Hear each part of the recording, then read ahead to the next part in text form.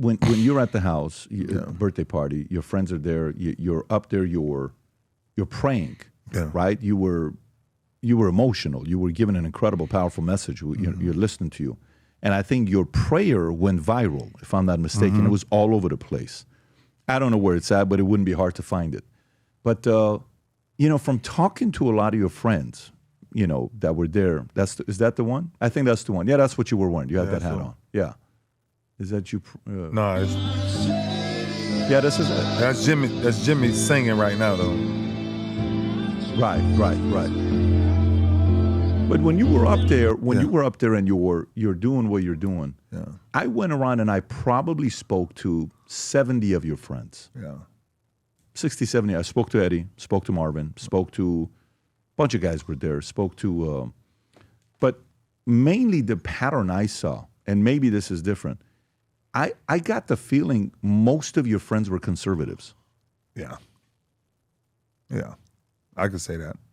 I would, for sure, actually.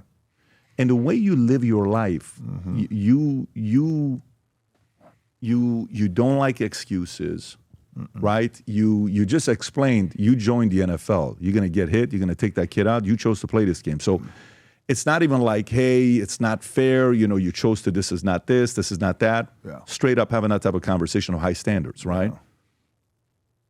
Yeah. Would you say yourself, you live more of a conservative life? Yeah. Faith, values, principles? Yeah, of course. My mom's a pastor, and what she done for me, the direction that she gave me, for her to introduce me to God so young, and for me to fall in love with God, I wait on it every day. And I think I just saw so much bad when I was younger that I said I don't want to make my mother ever feel like that. And that still holds true to this day. That's why at 25 years old I stopped cursing. I stopped going to clubs. Never been to a strip club since. Last time I had any type of taste of brown liquor, even when we was out, give me a glass of wine, I'm good. But yeah, you put that one thing in there. Yeah. Like, let me get a couple. But I think it was me, P, actually saying that I was gonna do something young, and nobody believed it. And so I said, I'm gonna continue to do it. And it became such a thing that you were so alienated because most kids started disrespecting their moms and their parents. And I'm like, I would never do that. I would never curse in front of my mom. I would never drink in front of my mom. Are you kidding me? No. And that thing, it started to pick up. And then me being a stutterer, I stuttered so bad. And then for me to travel the world now, I just got through speaking in 5, 6 countries. And I've always had that calmness inside of me. I used to have to be forced to fight. Like if you wanted to fight me, like this dude would almost hit me in my jaw 3 times before I fight. So you control your emotions. Oh man, I'm the greatest in it. Cause I was telling you, I witnessed something with my mom that I promised myself that I would never do anything to ever hurt her because of what she had already endured. To see my mom go through the stuff that she was going through, man, that's tough. And I'm like, I'm not adding more to that. So my motto, my lifestyle started at 10. Like my lifestyle, read my Bible, praying every day. 14, chasing sunsets, reciting our Father's Prayer. I'm 50 years old. Every day I see a sunset, I still recite our Father's Prayer. And that's when I had 1 pair of jeans, no shoes, duct tape wrapped around my shoes, same turf, Afro turfs that I had to wear to school, practice, and everybody knew it. And you know, kids back in the day was harsh. Oh, you don't got no daddy? You broke? You wear the same clothes to school every day? Yes, I do. Then what? It still doesn't define who I am. Still to this day. That's why you would never see me with what I used to do when I was in my 20s and 22 years old. Ray, when you see, I'm a Middle Eastern myself, family, divorced, the whole 9, 1.8 GPA, trajectory for me was nothing good. Yeah. What saved me was military. When I went to the military in boot camp, because I had one of the top 3 high scores for PT, I was able to go to camp with this man's house, and he ended up giving me his Bible that his parents gifted him December 24th of 1974 that I have till today. I'm like, don't give this to me. Trust me, I'm not worth you giving it to me. He says, son, I think you need this more than me. Great. I started praying 3 times a day from then till today. I watch my community. Yeah. I'm Armenian, I'm Assyrian from Iran. I watch the community. I watch what's going on. When you see community-wise and you see single mothers, you see fatherless homes, you see, the stats that comes up, where do you go to? Do you say, well, it's the government's fault? Do you say we should do something about it? Do you say it's systemic? How do you process that for somebody that seems like you're fairly reasonable? Yeah, it's a lot of different verticals and values inside of all of them, right? So when I got my doctorate just recently in humanitarian, it's what I've been studying the most, which is the dysfunction of communities. Like we're teaching everything about money, but we're not teaching history. Like we teach how to fight, we don't teach how to love. We stop parenting, so iPhones and iPads takes over. We have done everything the complete opposite of what does it mean to help an individual. There's when you think about the structure of what we were not supposed to do, the reason why when I was growing up, you was growing up, the reason why a man was not supposed to see a woman's nipple is because your brain can't process that at 5 years old. Now, you tell a 5-year-old, I can give you the same gadget with every bit of porn and every bit of nudity and every woman as a stripper and everybody. What the freak? No. It's broken. All of this fast technology and all of this cute stuff, you are killing our kids and you're destroying our communities. We don't even know what human connection means anymore. Somebody lose somebody get killed, somebody die, you send a text. My condolences, great, I appreciate that, but I can't use it. Yeah. There's no more connects, right?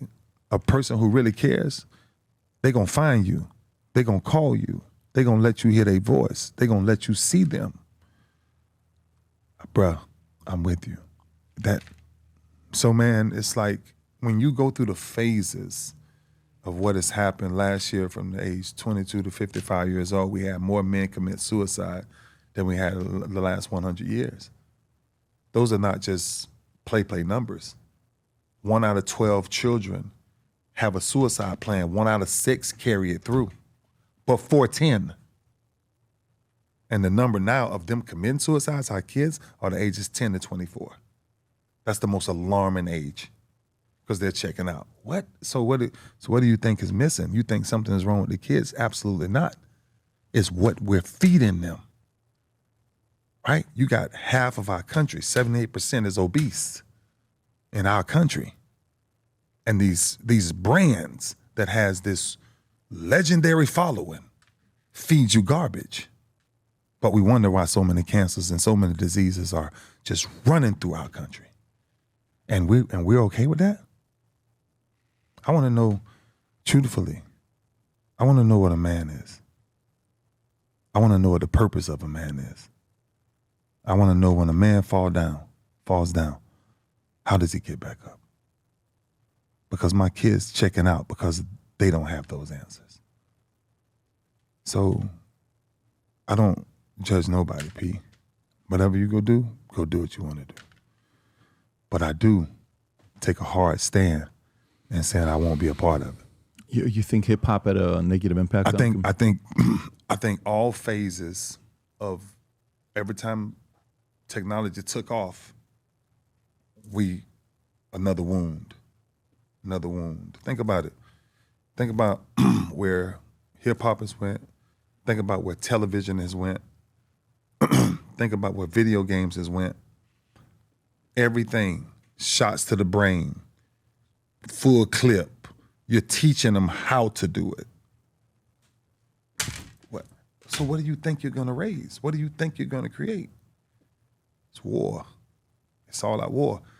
And once again, the leadership of that is where that should have been controlled. There's no way that a 7-year-old should be playing Call of Duty. Are you kidding me?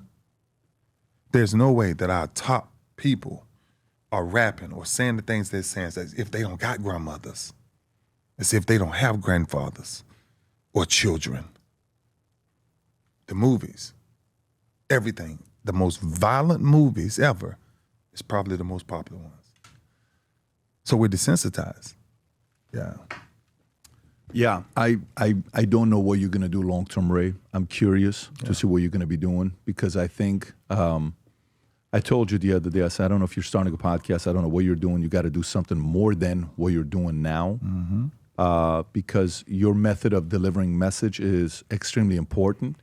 I hope you pursue it. I hope you do something with somebody on a panel where you can voice your opinion on current events. I think a lot of times, at least we go back when he was a president-elect. I think Steve Harvey also went up there. Or maybe it was in 20, I don't know when he went, but Harvey went there and visited as well. Yeah. When he went, he got crucified too. But there was a time you couldn't talk about this stuff. Yeah. I think after COVID, now, it changed. 25, I think everybody's free today to talk. Yeah. I think there's, and when I mean everybody, today Chris Pratt, who's a big-time actor, is on Bill Maher talking about what's going on. You got a bunch of guys that are willing to use their platform to talk about it. I hope you do. I'm doing it. I hope you do. I'm doing it. I hope you do, and you do it regularly because, you know, you can have a very different kind of an impact, like what you said earlier, not just entertainment way. I'm talking actual, true impact to kids. Yeah. And I'd like to see you coach as well for selfish reasons, man. I just want to see what your defense would look like if you went up there. I think the level of pride would be intense. What's going on, everyone? It's your man, Sugar Ray Lewis. Listen, I'm on my neck. I'm trying to connect. I don't care what it is. Let's say sports. Let's say life. Let's say leadership. Let's say hope, faith, worry, fear, whatever it is. Let's chat. Let's do it. I'm looking forward to seeing you soon. If you enjoyed this video, you want to watch more videos like this, click here. And if you want to watch the entire podcast, click here.